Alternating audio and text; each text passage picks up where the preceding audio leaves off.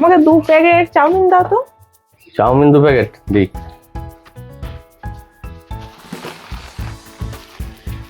এই যে 2 packet chowmein. আর কি লাগবে?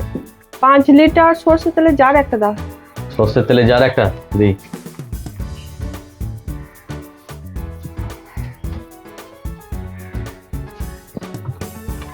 আর কি? আর 5 কেজি মিনিকেট চাল দাও, 5 কেজি আলু দাও, 3 কেজি পেঁয়াজ দাও, আর 4 কেজি মুসুরি ডাল দাও, আর 2 কেজি চিনি দাও। ঠিক আছে, দিয়ে দিচ্ছি, একটু দাঁড়া। বলছি এই মালকোটার ওই তেলের জার সব কোটা নিয়ে একটা ব্যাগের মধ্যে পুরে দাও দেখিনি।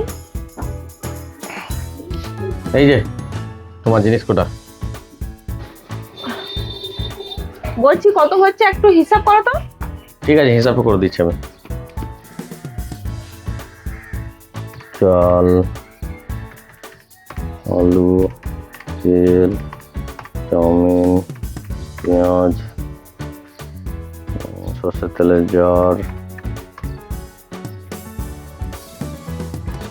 চিনি।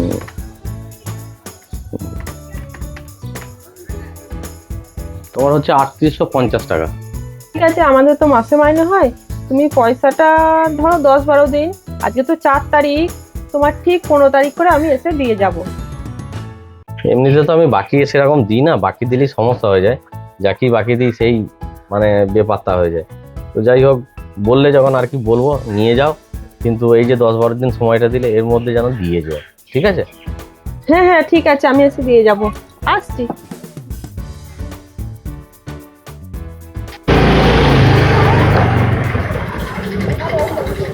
ওই পয়সাটা দিয়ে আসলে না তো?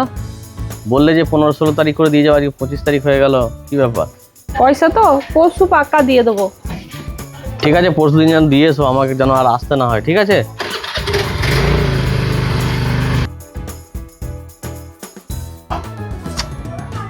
পাঁচবার ফোন করা হয়ে গেল, ফোনটা পর্যন্ত তুলছে না। না, ওর বাড়ি আমাকে যেতে হবে, ওখানে এরকম করে। আরে বাবু, যা না, তোমার মাকে একটু ডেকে দাও তো। দাঁড়াও, দেখে দিচ্ছি। কে ডাকছে? এই লোকটা। ও তোমার পয়সা তো। 5-6বার কমসে কম ফোন করা হয়েছে, ফোনটা তো কমসে কম ধরে কথাটা বলো। ফোনটাও ধরছো না। এদিকে 15-16 তারিখ বললে, 15-16 তারিখ ডেট পেরিয়ে গেল, আমি তাও 25 তারিখে এসেছিলাম পয়সাটা নিতে। 25 তারিখেও দিলে না। আজকে হয়ে গেল তোমার 30 তারিখ, মাসের শেষে হতে চললো, পয়সাটা দাও। আরে ছেলেটা না ফোনে গেম খেলছিল, আমাকে বলেইনি যে তোমার ফোন এসছে। আচ্ছা যাই হোক, ওইসব কথা বাদ দাও, আমার পয়সাটা কখন দিচ্ছ সেটা আমাকে বলো। ওই 5-6 তারিখ করে পাক্কা দিয়ে দেবো। কি হলো, বললে 30 তারিখে পয়সাটা দিয়ে দেবো, আজকে 5-6 তারিখ হয়ে গেল। পয়সাটা দাও, আমার খুব দরকার আছে, পয়সাটা দাও। আরে বাবা দিয়ে দেবো তো। আরে দিয়ে দেবো করে তো আজ 10-12 তারিখ, 10-12 দিনের জায়গায় তোমার হয়ে গেল 20-25 দিন। দেবে কবে? যখনই আসছি তখনই তো বলছো যে দিয়ে দেবো, তা দেবে কবে সেটা বলো আমাকে। আমি জানি না সব কিছু, আমার পয়সা কোনো দিতে হবে। পয়সা চাওয়ানোর জন্য তুমি বারবার বাড়িতে এসো না তো বাপু, একটা মান সম্মানের তো ব্যাপার আছে। আমি ঠিক তোমার দোকানে গিয়ে দিয়ে আসবো, পাবে তো কটা টাকা, অত বাড়িতে আসার কি আছে?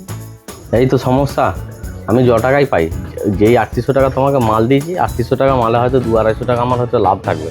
সেই 200-250 টাকা আমার তো মোটরসাইকেল নিয়ে তোমার বাড়ি 3 বছর আবার আসতেই তো আমার শেষ হয়ে গেল। তুমি এক কাজ করো, একটা ব্যাটারির কুটি নিয়ে নাও, তাহলে তো তেলের পয়সা লাগবে না।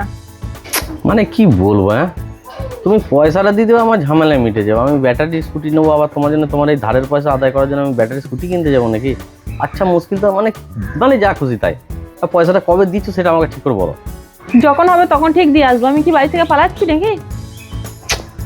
এই জন্যই ধার দিতে নাই গো। বাড়ি থেকে পালাচ্ছ না কি করছো ওসব তোমার দেখার দরকার নেই গো। আমার পয়সাটা নিয়ে দরকার, তুমি পয়সাটা আমার দাও। তুমি পয়সাটা দিচ্ছ না, তুমি বারবার আমাকে ঘোরাচ্ছ এইভাবে। নেওয়ার সময় তো গিয়ে নিয়ে এসেছিলাম, আমি তো তোমায় ডাকতে যাই নাই গো। আমি ওই জন্যই বলছিলাম আমি ধার দিই না গো। কত ভালো ভদ্র ব্যবহার করে আসলে মালটা নেওয়ার সময়, আর এখন বলছি যে বাড়ি ছেড়ে চলে যাচ্ছি, এটা কীরকম কথা হলো? যাই হোক, তুমি এই বাড়ির সামনে 14 বার চাইতেছো না, এই যে কেউ এখনই দেখলে না, একটা মান সম্মানের ব্যাপার আছে। আমি গিয়ে ঠিক দিয়ে আসবো তোমার দোকানে। চল যাও চল যাও। এমন পরিস্থিতি, মনে হচ্ছে যে আমি ওর কাছে ধার নিয়েছি, ও আমার কাছে ধার নেয় না। মুখের সামনে দরজাটা বন্ধ করে দিয়ে কিরম চলে গেল। এই জন্যে মানে কি আর বলবো। এই নাও তোমার পয়সাটা নাও। বাবা ধন্য তোমায়, সত্যি। তাড়াতাড়ি নাও, দিয়ে খাতাটা কেটে দাও। আর তুমি এরকম করবে জানলে আমি তোমার কাছে ধার নিতাম না। ধার দেওয়াটা তোমার ঠিক